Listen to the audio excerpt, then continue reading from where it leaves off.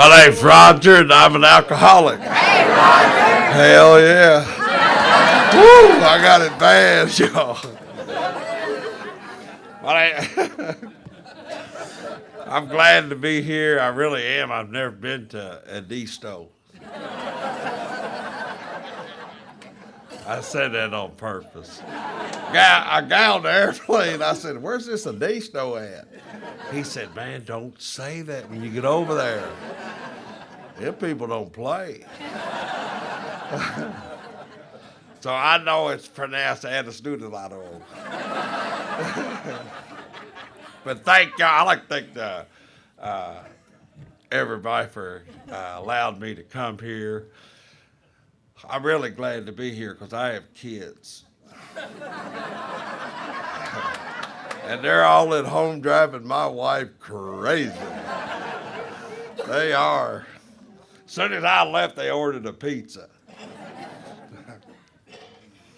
But, sorry. I don't want to get too happy, joyous, and free. Because I know y'all don't like it. I've been to y'all's meetings. But it does say in the big book, hey. She told you this is going to be serious. It says in the big book, it says, we think, meaning everybody in this room, that God's will for the alcoholic is to be happy, joyous, and free. And I looked up the word happy. And to be happy is to be content with whatever you have. I'm content. I don't come from I'm just a truck driver. Everybody in this room's seen me. Don't act like you haven't. But I can prove it. Look.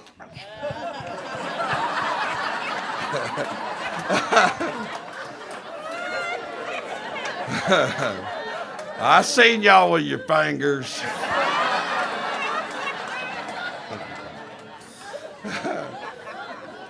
Well, a lot of times when I go somewhere and as soon as I open my mouth, people think I'm from Boston. Right off the bat. At all? We got a Boston, Kentucky. In Kentucky. But it's an honor to be here. It really is. And thank you for inviting me to come.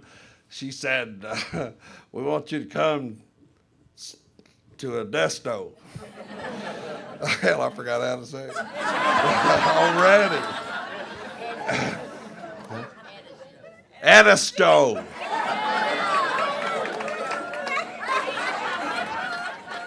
Edisto. I'm telling you, man, when I came to AA, I did not eat. When I was drinking, I was not eating. And you can tell by looking at me, I'm not drinking. Hello.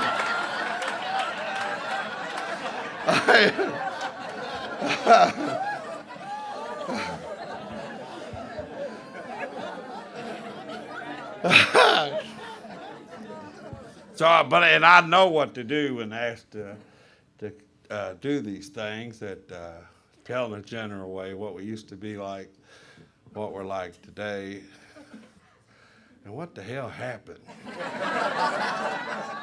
I was a good kid. I really was, man. I come from a very poor family. And I don't mean that to impress anybody, but I come from a very poor family. My daddy was a great big old man. Y'all would have loved him. He's a great big old rough-hand guy from the old country boy. He could do anything. If your car broke down, he'd get you home. Now, it wouldn't stay running, but he'd get you home. And, man, my dad, his hands were so rough, if you shook his hand, you get a splinter. I mean it. And everybody loved my dad. They called him Butterball. My mother'd buy shirts for him. Y'all know what shirts are. How y'all like that running water here? He used to say it to us. Every time I go, so, hey, Rod, how you like that running water? Not bad. But my dad was a great big old guy, and everybody, you know, you always love big people. You ever notice? I don't care who you are. If there's a big person here, everybody loves them. I had a problem with skinny people. I really did. I did not like skinny people because I'd never been skinny. But I'm getting better, thank God for the steps. I got to where I could tolerate them. But my mother would buy big shirts for my dad, and they'd have all the X's. And my dad would put that shirt on, he couldn't button it up here. And he buttoned it all the way down his chest. He'd get right to his belly, and he couldn't button it no more. And everywhere we went, my dad had his shirt open, and he always had his finger in his belly button. I mean, it was like a glove. And people walk by and say, hey, buddy boy, how you doing? He'd go, good. And they'd shake his hand, and all us kids would go, ooh. But I love my daddy. And my dad, where I lived, everything closed way before it got dark. And there was a courthouse in the middle of the road, and you go around the courthouse to get to the other side. It's called a square. I never understood that. Round road, we're going up to the square. So everything was around, you know, had clothing store, pool hall, hardware, everything you ever needed was up there. My dad, at nighttime, when it get like right before it got dark, he loved to go to the funeral home. That was our drive-in. My dad loved to take us to the funeral home. It was me and my brother, and my mother would always, he'd start getting ready, and my mother would say, you clean them boys up before you leave. He'd walk over to the dishwater, take out that old dish rag, and rub our hands and face. He'd go, they're clean. And we'd get an old pickup truck and had cattle racks on the back of it, and we'd go to the funeral home. I mean, we went every night. We didn't care who's laid out. He pulled that old parking lot, and my dad is a disciplinarian. A lot of y'all don't know what that means, do you? I mean, he says stuff and he meant it. This is the time. Remember whooping? Yeah. He was good. And he'd drive to that funeral. I remember him pulling that old gravel parking lot. I'm going somewhere with this. And I'd reach for them old vice grips as soon as he parked. I'd pull them vice grips back to open that door. And he'd look at me and my brother. He'd say, hey, wait a minute. We go, what? He said, do not eat nothing. And we got out of that truck and went to every car there and started stealing them valve caps off the... I don't own nothing with air. I don't know what we're going to do with them. In the country, you can ride on, you don't even need rubber on your bicycle. You know, you ride on the field, you ain't going to hurt nothing. And we're stealing valve caps. My brother's not bright. It was his idea. And I swear, he'd get on the side of that car and lean up. He'd say, Rod, how many you got? I said, I got 4. He'd say, I got 5. I thought, shut up. We're rolling tonight. But what are we going to do with them? And we'd go up inside these old country funeral homes, and everybody would bring beans. Y'all seen it. Don't act like you ain't. There'd be a big pan of green beans, a big pan of butter beans, black-eyed peas. I think it's the worst thing in the world to bring. So that poor family's up there by that casket. All of them sitting around going,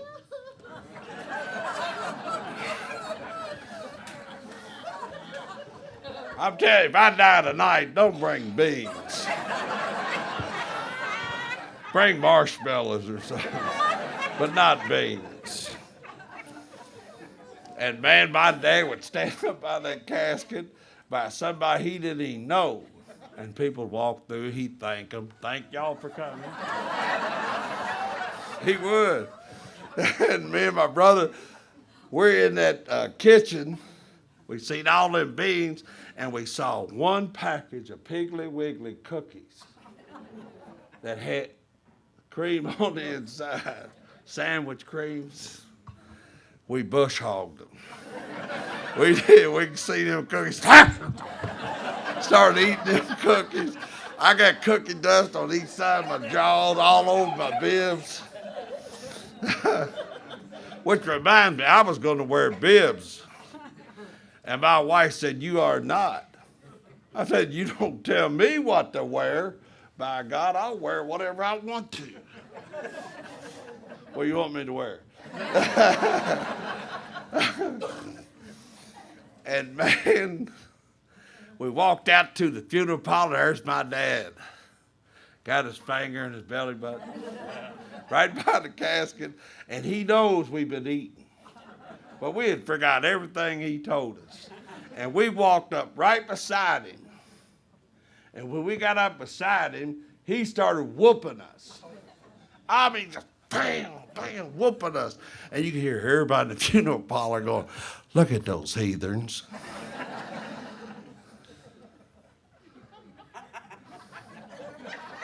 It ain't funny. And right about that time, a man in a nice-looking suit with chalky white hair come up to my dad and said, "Are you Butterball?" And my dad said, "I am." He said, "We'd like for you to come to Louisville, Kentucky." And it's not pronounced Louisville.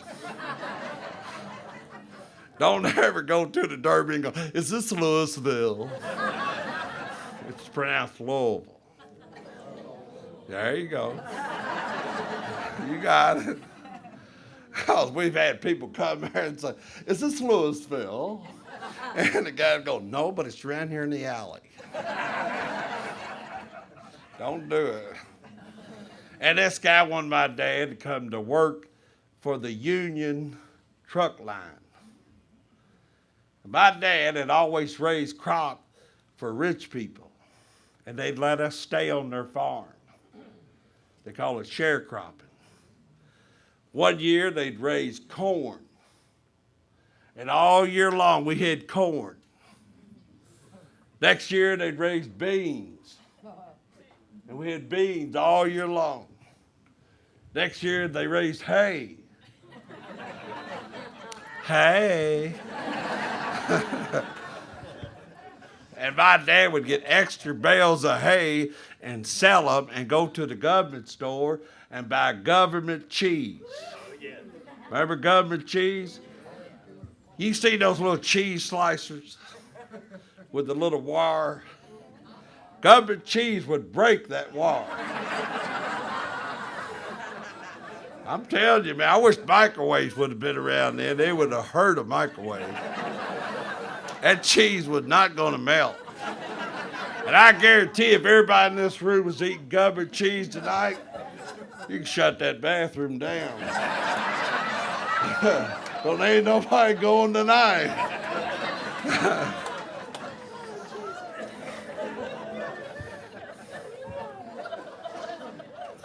And this guy wanted my dad to come to Louisville. So my dad was all excited. My dad get excited, man. Oh, he jumped in the truck and grabbed me and my brother, threw us in there, and he races back to that farm doing almost 40 miles an hour. This is back when that was fast. Pulled up in front of that old ranch house and run into the house and grabbed my mother. Now, my mother's a big woman. He grabbed her, picked her up, and kissed her right in the mouth, and her feet never left the ground.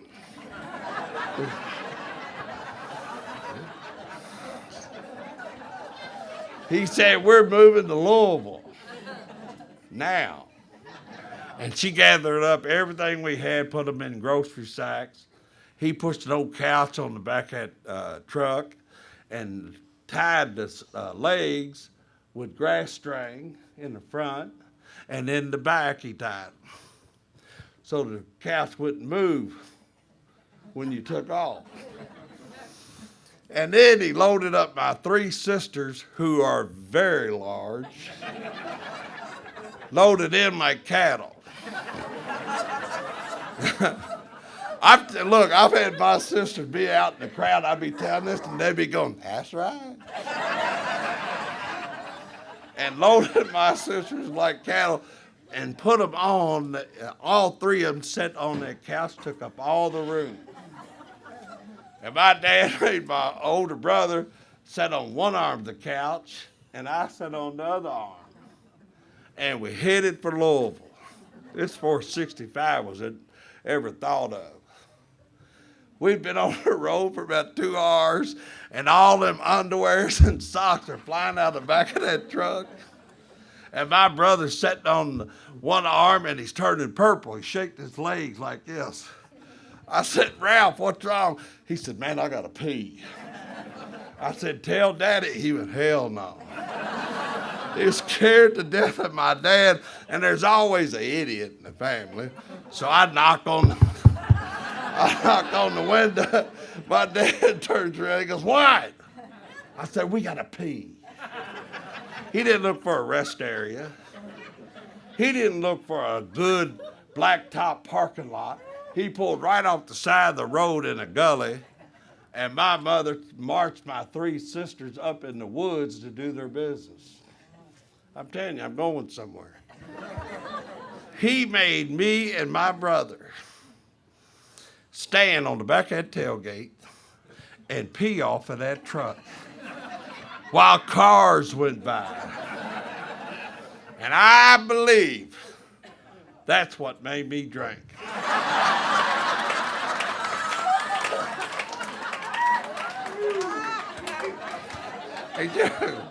Ain't you ever heard new people go, you know the reason I drank?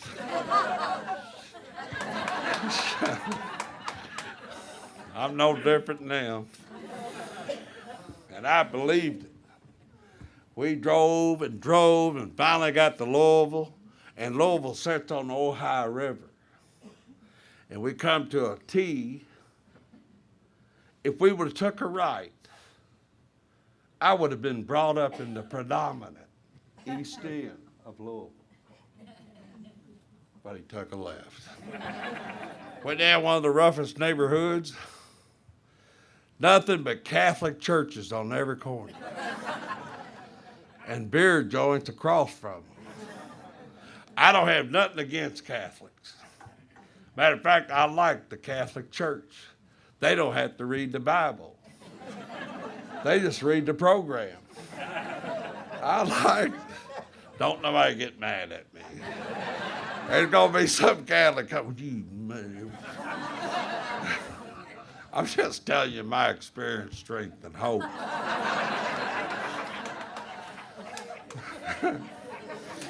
And we started, my dad would drive real close, real slow down each street, and he seen this neighborhood. It was called Portland. Real rough neighborhood. They had shotgun houses. Y'all know what shotgun houses are?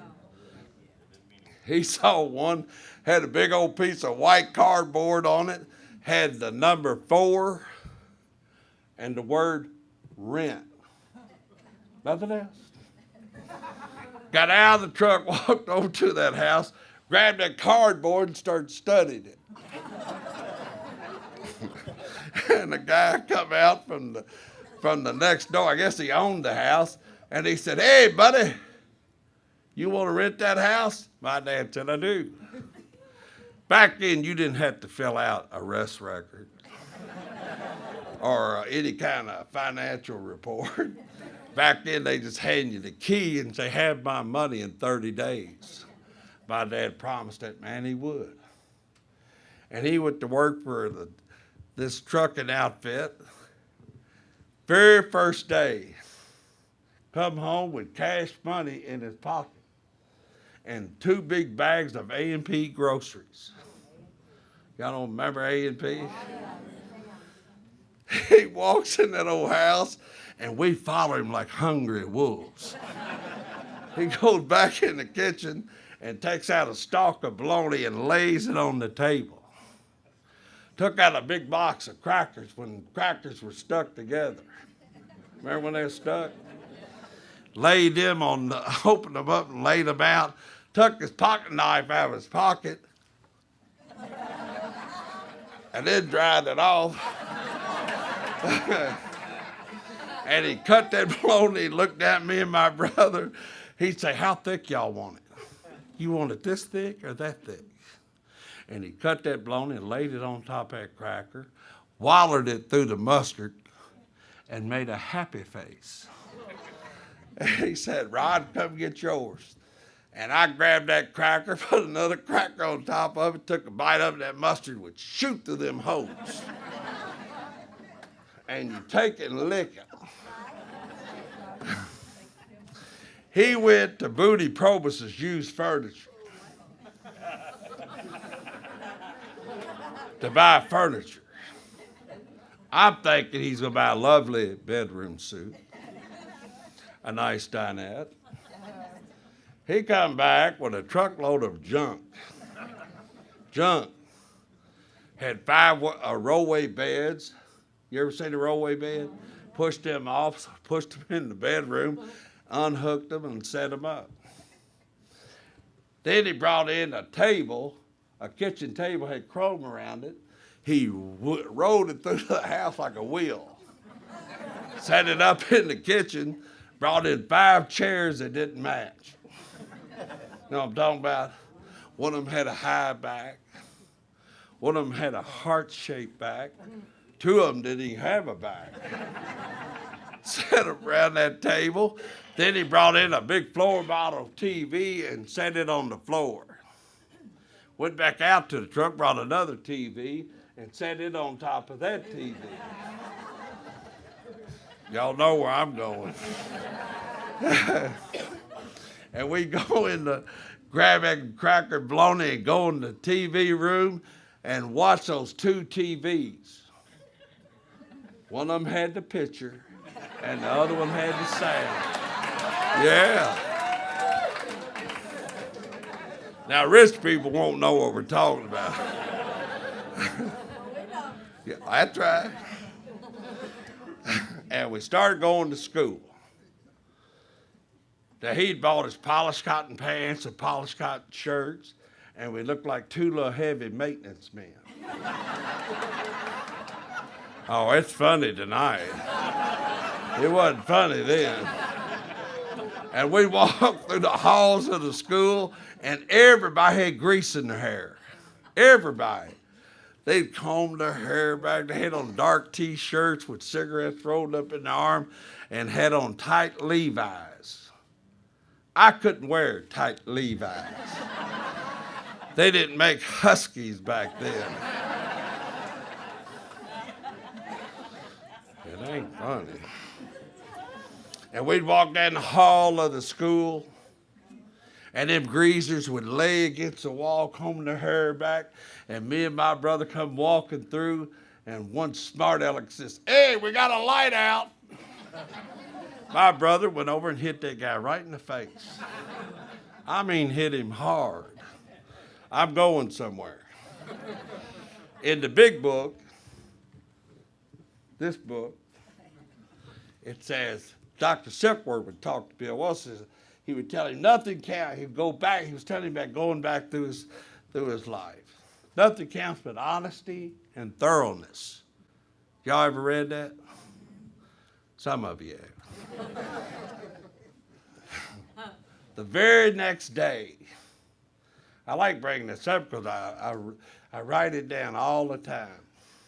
The very next day, in that same school, wearing them polished cotton pants and them polished cotton shirts, walked in front of the same greasers, but my brother's ahead of me. I'm a couple steps behind him. We walk by them greasers, don't none of them say a word. When I go by, I had a personality change. I was going.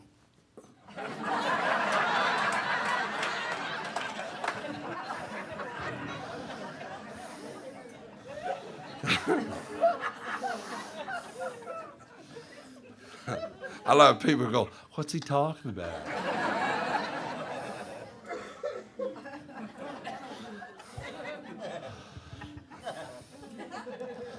Later on that week, I met a little short dude. I love heavy people. So if you're heavy, I love you. If you're skinny, get over it. The very next day, I run into a little short guy, didn't have no neck. He's so heavy, his neck's gone. And he goes, hey, Raj, you drink? I go, heck yeah, I drink. Never drank before. Never. Y'all know why I said that. I want to fit in. Charlie said, be at the football game Friday night, I'll have a bottle. I said, think I won't? I will be there. I was at the football game Friday night. Charlie said, hey, Rod, look what I got. He had a bottle with the bag wrapped around the neck of it. He unwrapped that bottle and pulls out a big bottle of Orange Rock vodka. Everybody in this room's drank the Orange Rock vodka. 2 of you have. He'd take an old tin top off. He'd lean back like this, take a big pull off of it, and pull it out real quick, and he started slapping himself in the face. He said, come on, Raj, hit me in the face like they do in the movies. I said, hand me a bottle. I grabbed the bottle from Charlie. I leaned back. I get ready to take a pull off of it. And every time I put alcohol in me. If I do it tonight, the same thing will happen. I put alcohol in me and my jaws stick out.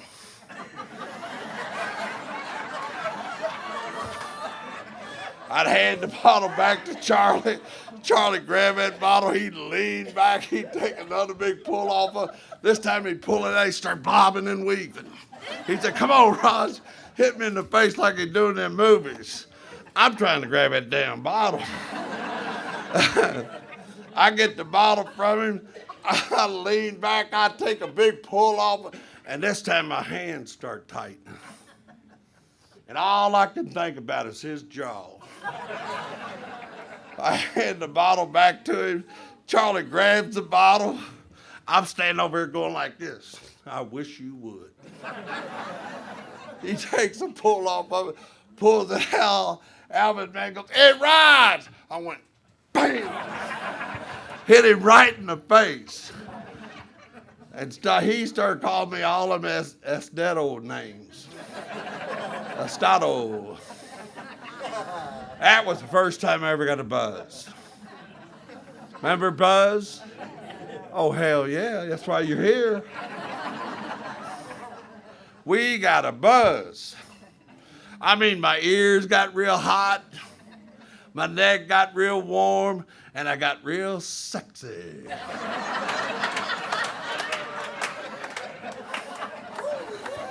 Oh, act like y'all don't know what I'm talking about.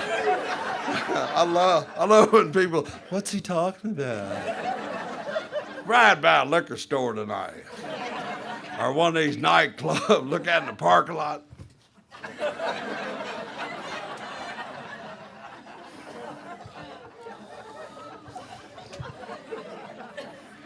That was the first time I ever got a buzz. And we walked around the football field. Remember when the football game was going on, you walked around the field, make sure everybody saw you. We'd lean on the fence, and girls would walk by. Charlie said he didn't hear this. By God, I heard it. Girls would walk by and say stuff like, I want you.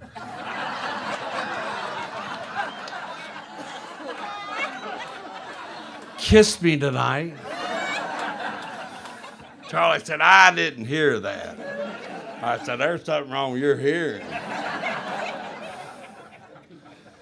And Charlie went on and got sober. I started getting in trouble.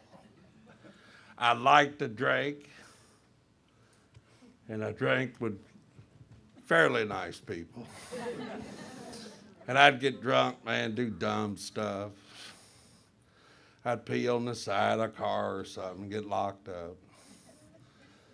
You know, just dumb stuff, nothing really that would get you in trouble. I just kept doing it.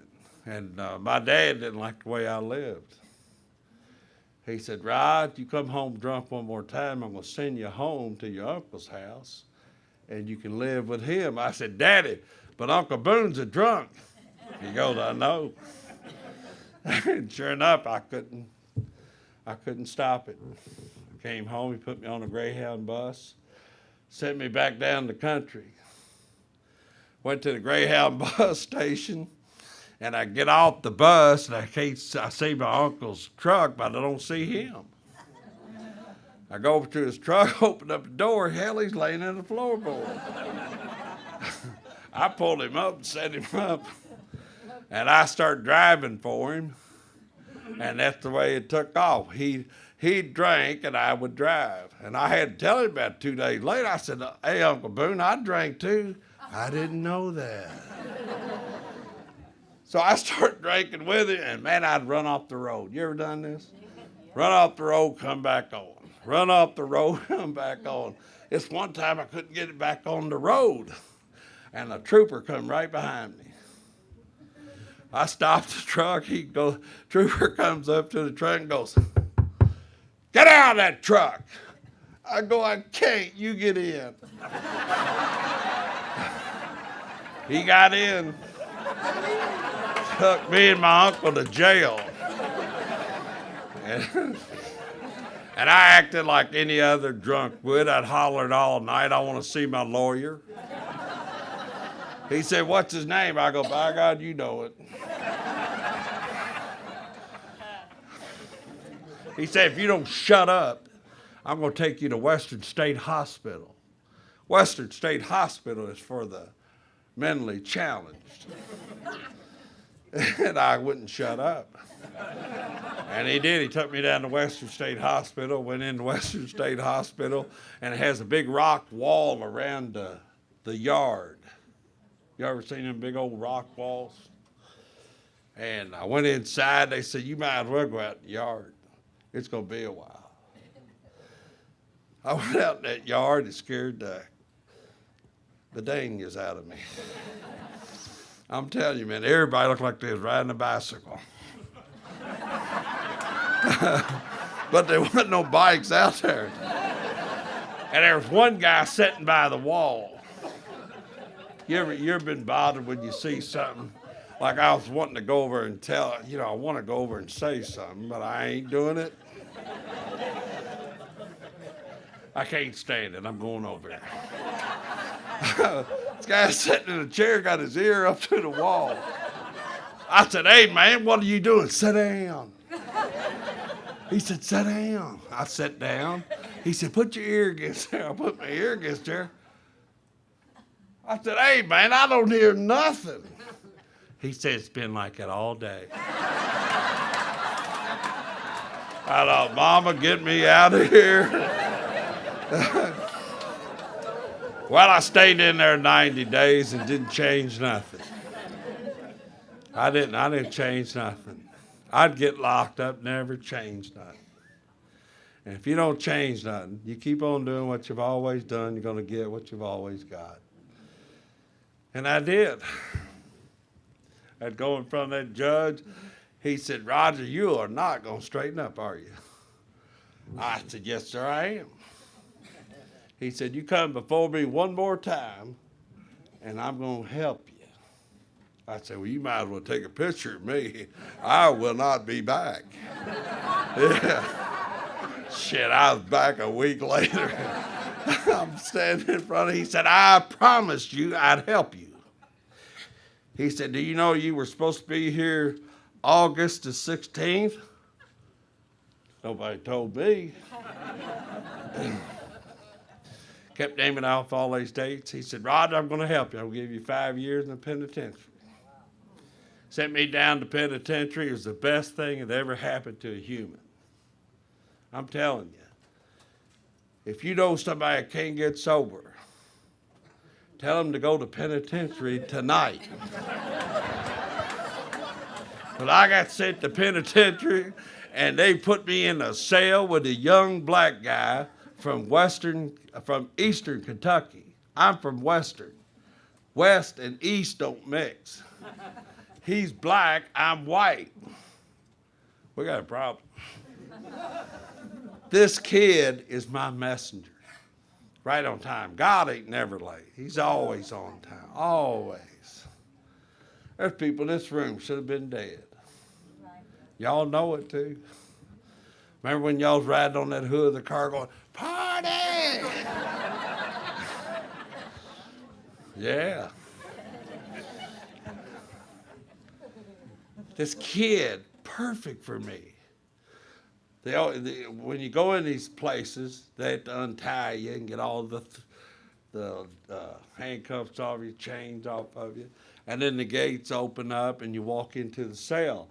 And when I walked into the cell, this young black kid puts his arms up like this. He goes, God loves you. I went, wrong cell. It was the perfect cell. Right on time, I'm telling you. He's 23 years old, I'm 39. This was perfect. They put me on the highway gang. On the highway gang, you go along and pick up paper. Y'all seen us. Y'all threw cups at us.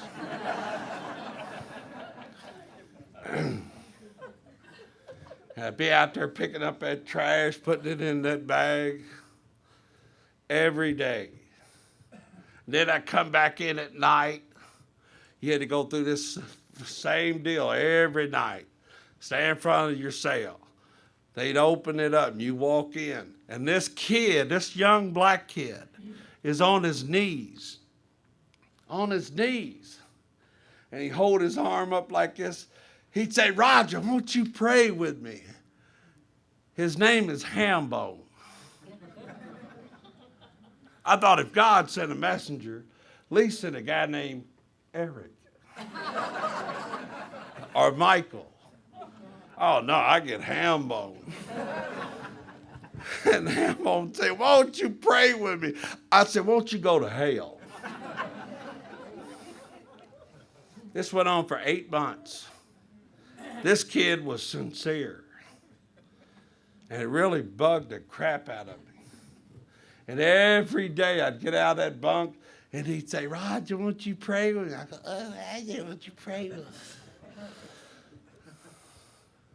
I did it because I didn't know how to pray. Only reason I done that, because I don't know how to pray. Nobody ever gave me instructions on how to pray. My mom and daddy tried, but I never listened. You know how they have these people that come to these conventions and they're up here signing? They sign for the people who came here. I wish we had somebody who could sign for the people who can hear but won't listen. We'd have a room full tonight. Because I'm one of them. I wouldn't listen. I'm ignorant. A lot of people say, you shouldn't say that. I'm ignorant. I'm telling you. Until I came to AA. Until y'all started to help me. But it was a long way off. I'm down that penitentiary. I go out on the highway, pick that trash up. And it's on the 8th month, I picked up one of them church tracts. Y'all know what church tracts are? You've seen them. You open them and they have a predominant message. Did I say it right? Predominant. It showed a picture of a cross. It showed two stick men running on the side, and they get to the middle and the cross would light up. And I thought, man, that's it. That's it. I get it. I've been living in the dark, man. And I'd get real loud. I go, I got it. And the guys on the other side of the road are going, there he goes. He's going off again. And I go, man, I got it. And that night when they took us back, I got on the bus, and as we're riding back, I'm talking to myself. I said, man, when I get back, I dare the kid to ask me to pray with him. I dare him to ask me. I will pray him out of there. Got back, same thing. We stand out in the hallway. They unchain us. We walk inside, and Hambone says, Roger, won't you? I said, shut up. I'll pray with you. Put your damn hand down. And I got down on my knees, and he went off. When people ask you to pray with them, and you do it, they go off. You know what I mean? They start huffing and puffing. He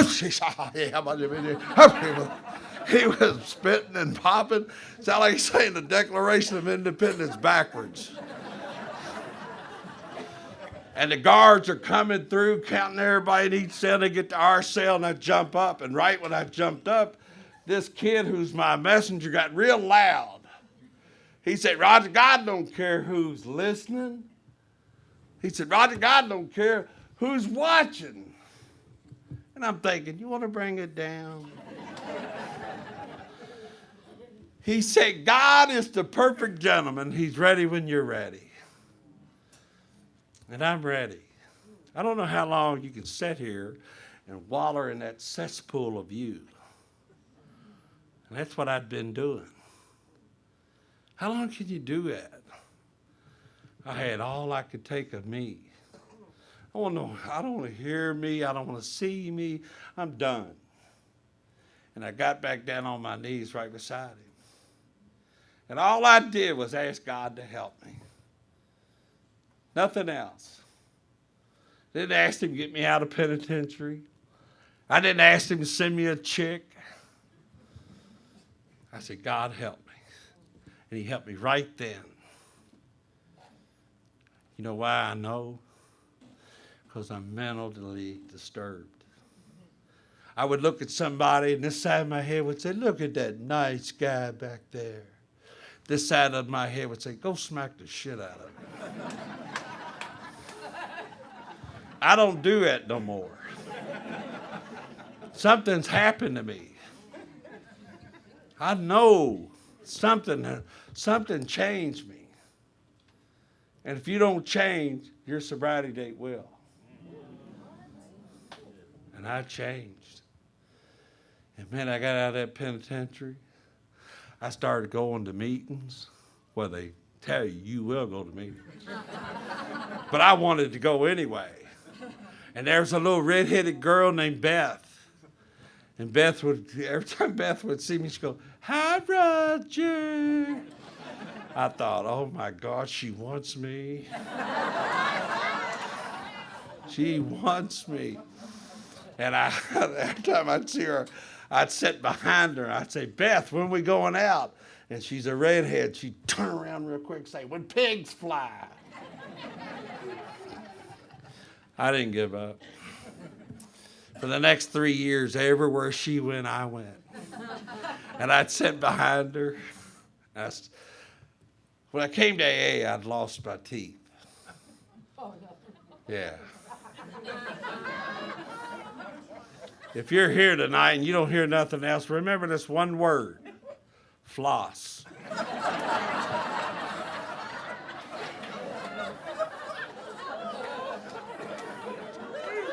My front teeth fell out. You ever lost your teeth? Especially your front teeth and bottom teeth. You can't control your tongue.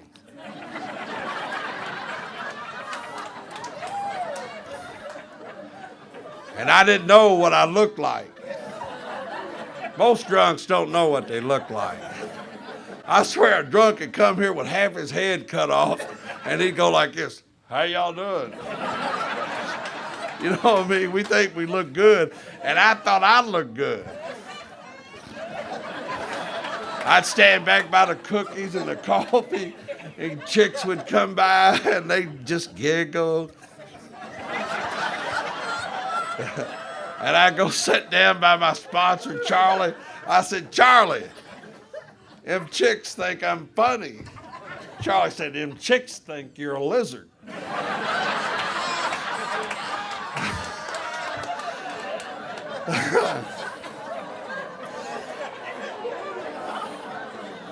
And Charlie took me to the University of Louisville School of Dentistry, and I started to get teeth. And I'm telling you, man, you stay sober, they'll grow back. I'm living proof. And I started getting teeth, and every time I'd see Beth, when she'd go, "Hi, Roger." Oh, my God. I said, "Beth, when we going out?" She said, "Tonight." I went, "When? Tonight?" She said, "Yeah, we're going to go somewhere where it's lit real well, like a place like Burger King." I said, "Let's go." She jumped in her car and pulled off. I don't have a car. I had to run over to Burger King and run inside, got 2 ice cream cones. I come out to her car. I said, "Here's an ice cream cone for you." And she took it, and I was getting ready to put my arm around her, you know, kind of thank her for coming. She pushed my arm back and kissed me right in the mouth.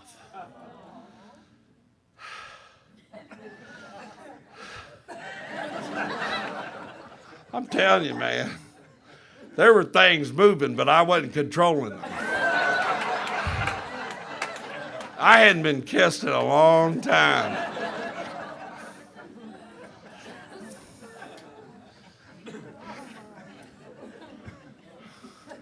And I couldn't believe it. I got a girlfriend. And I'd go to the AA meetings, I'd tell these old guys, they'd say, "Rod, who's that girl with you?"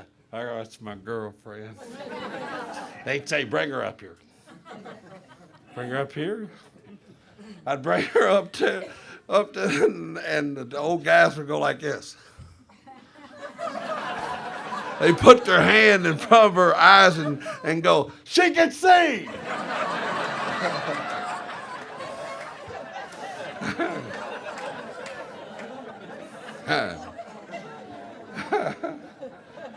And it was right around Christmas.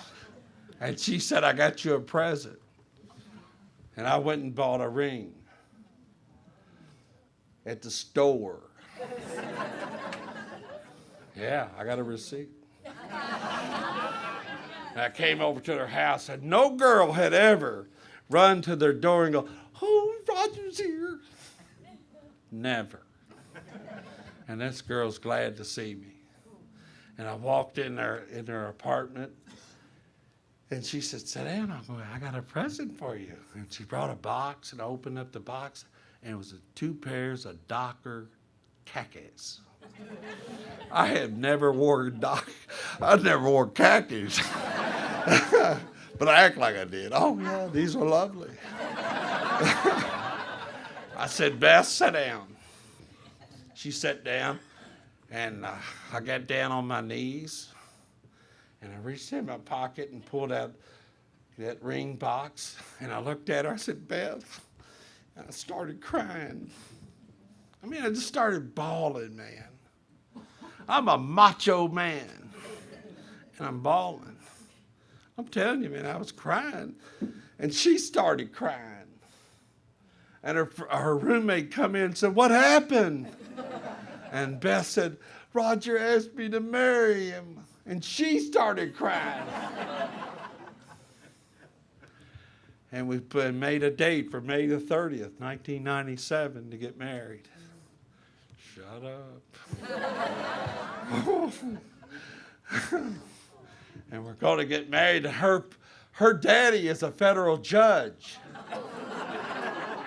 I'm a convicted felon. We have a lot to talk about. We do. I thought, And on May the 30th, we got married. And guess who came? Everybody from AA. Everybody from AA.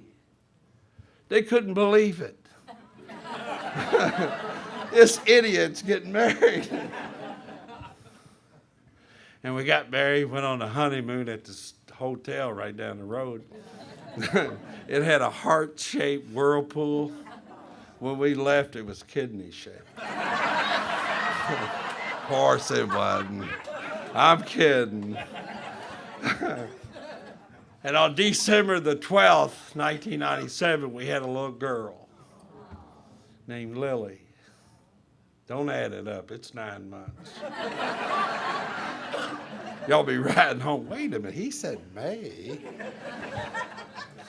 We had a little girl named Lily, and Lily was beautiful. I mean, with all that gook on her, she was beautiful. And the doctor said, "You want to cut the cord?" I went, "Hell no." That'll hurt, man.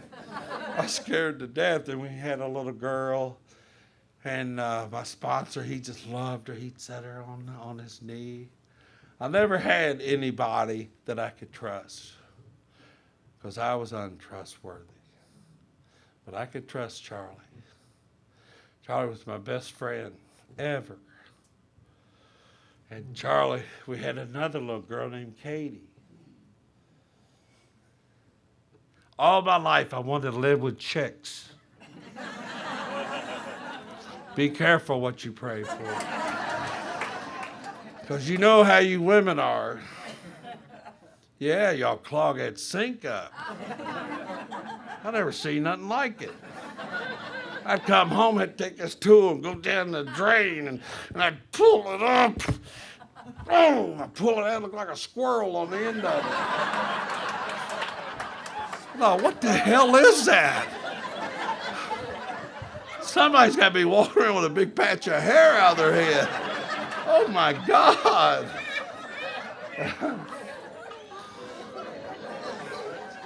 And I'd go to meetings. I'd get off work. I'd be real dirty. But I'd have a pink diaper bag. I'd have the 2 girls with me. Everybody wanted to hold them. I wouldn't let them. Unless I spray you with alcohol. And they started to grow up, and everything was going great, man. And Beth started helping this little girl who was pregnant. She's going to have a little boy. But she's taking cracks and marijuanas and cocaines and all that stuff. And we tried to help her. We said, "Man, don't do nothing while you're pregnant." But she wasn't going to listen. And she had a little boy named Christian. At 10 weeks old, she brought him over to our house. Said, "Roger, will you watch Christian?" I went, "Hell yeah. I ain't got no boy." And I play with him. And she didn't come back. She didn't come back. How can you let something like that happen?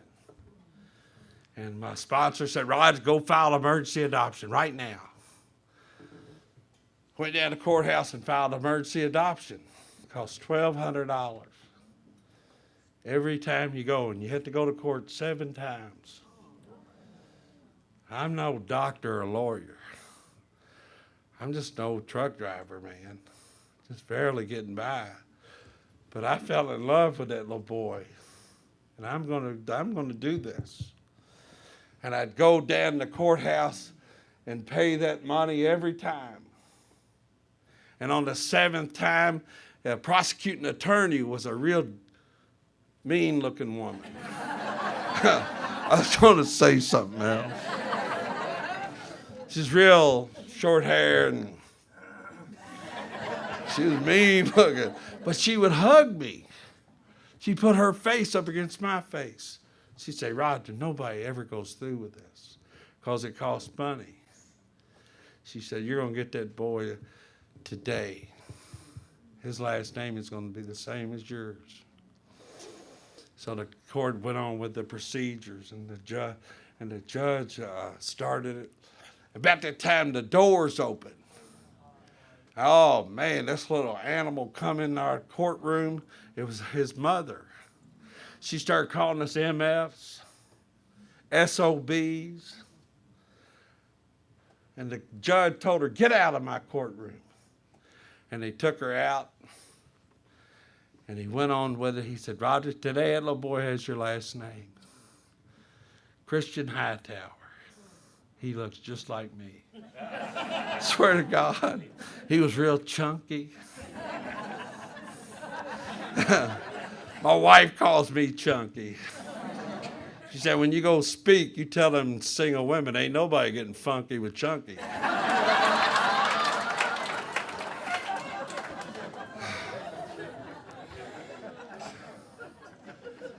And Christian, when he was in about the 6th grade, I'd go pick him up in that car. No, not even 6th grade, about the 3rd grade, I'd pick him up in the car line.